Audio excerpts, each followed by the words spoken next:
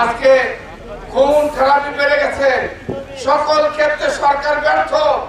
আমি আহ্বান জানাতে চাই, যতক্ষণ পর্যন্ত নির্বাচিত সরকার ক্ষমতা না আসবে ততক্ষণ পর্যন্ত দেশের অবস্থা স্বাভাবিক অবস্থা ফেরত আসবে না। তাই আমরা বলতে চাই, যত তাড়াতাড়ি যত শীঘ্রই আমাদের নির্বাচন কমিশনার বলেছে আগামী জুন মাসের মধ্যে ভোটার লিস্ট হয়ে যাবে।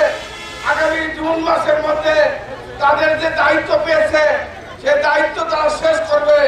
আমরা চাই প্রয়োজন হলে আগামী জুন মাসের মধ্যে বাংলাদেশে জাতীয় নির্বাচন ঘোষণা করে বাংলাদেশের মানুষকে ভোট দেওয়ার সুযোগ করে দিয়ে জনপ্রতিনিধি সরকার, একটা জবাবদেহিমূলক সরকার যারা দেশকে শাসন করতে পারবে, দেশের আইন শৃঙ্খলা কন্ট্রোল করতে পারবে, দেশের সমস্ত আইন কানুনকে নিয়ন্ত্রণ করতে পারবে।